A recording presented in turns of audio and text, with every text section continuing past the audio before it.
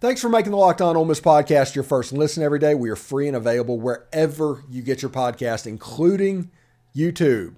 Subscribe to the YouTube channel, hit the bell for notifications, comment, upvote, join our Subtext community as well.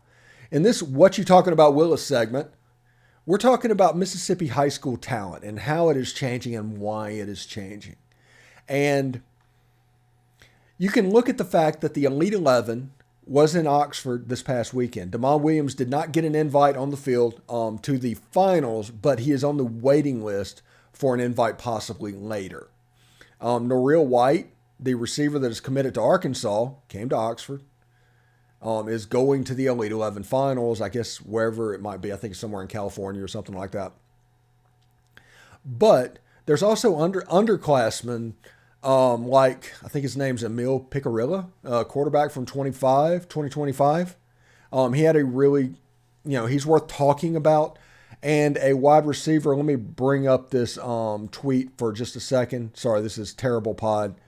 But I want to get the name absolutely correct because it was somebody that Mike Espy brought up to me, honestly. And saying that we should talk about. His name's Dylan Alford. He's another underclassman that is being developed in the Mesh Academy. But you're seeing players that are being developed in Mississippi that are coming out at a much higher level. And my example and my main thing that I want to talk about is Aiden Williams. This is the example of that. Aiden came out much more of a polished wide receiver than even A.J. Brown, who came out as a much more, more polished wide receiver than Dante Moncrief.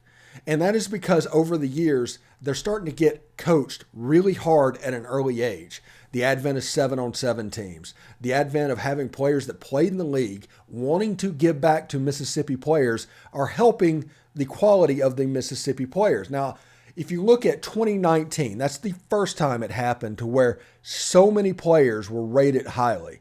It was just something that was the N'Kobe Dean class and the Byron Young class and, Jerry and Ely and players like that.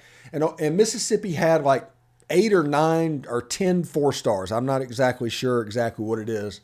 Don't correct me otherwise. But Ole Miss went to a Sugar Bowl off of that team. They didn't get the top end of that class, and they might not get the top end of this class, but they didn't get the top end of that class. But players like Jerry and Ely, Snoop Connor, even DeAndre Prince, who's on the team now, helped Ole Miss to a Sugar Bowl, which, remember, 10 years ago, that was a holy grail for Ole Miss fans. It was a really, really big deal to go to New Orleans and go to a Sugar Bowl. We've been there like 10 times, but now twice in our lifetime. And those 2 times have been in the last 10 years with this talent boom. When I played high school football, and even when Mike Espy played high school football, who is one of the owners, I guess, of the Mesh Academy down in Jackson, Mississippi was a very wing T heavy state. It was a place where you didn't go to get quarterbacks, place where you didn't go to get skill players other than running backs. I mean, the legend of Marcus Dupree is legendary. Offensive line, defensive line, defenders, that's where you made your money in Mississippi. But since the Mesh Academies got up and running, you started to see skill players be born in the state of Mississippi at a higher and higher rate to where, honestly, some of the players in Mississippi are as well coached as some of the players in Texas, which for somebody that worked at Rivals for 10 years, that absolutely blows my mind because we had this theory for the longest time. And I told it to John Garcia when he was on the show and all of that. But you would take a 3-star player or a 4-star player out of the state of Mississippi over a 4-star player out of Texas. Why?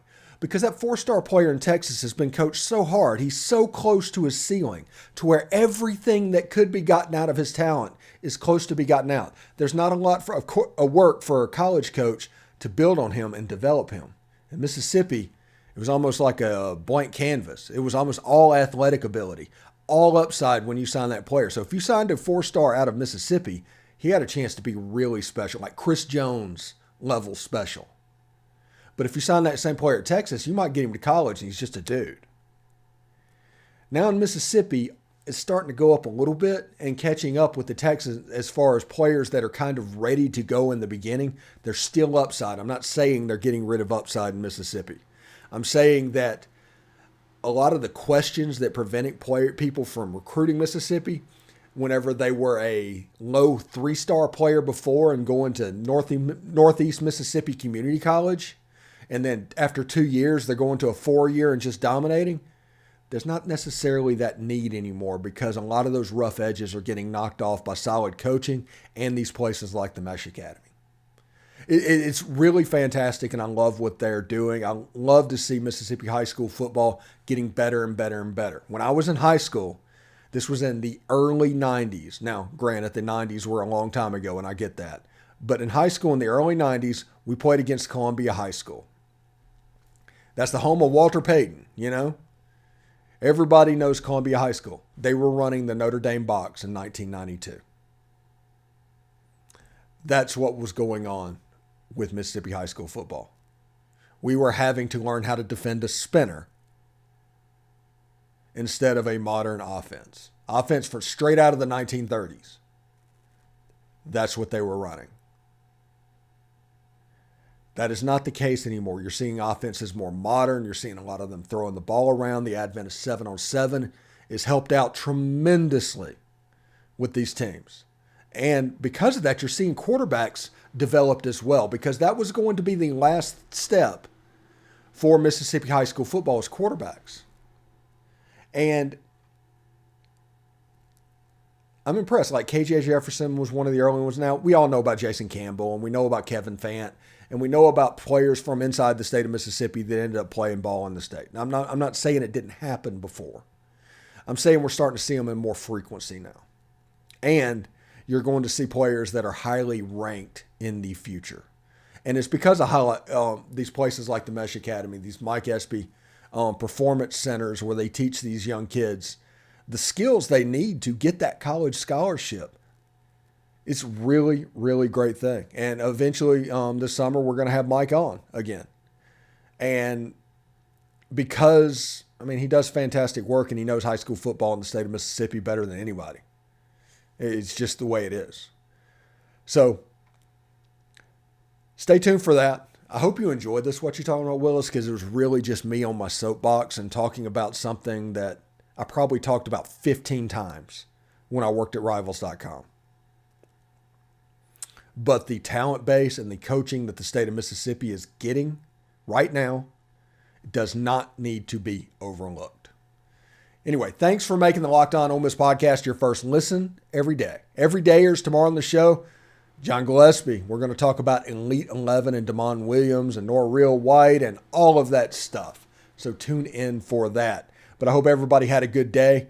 Hope everybody has a good week, because Mondays are always fun, if I'm not mistaken. I'm pretty sure how this works. But anyway, you're going to have us popping up throughout the week as well. So anyway, stick around till tomorrow, and we will see you then. Later on. Hotty toddy.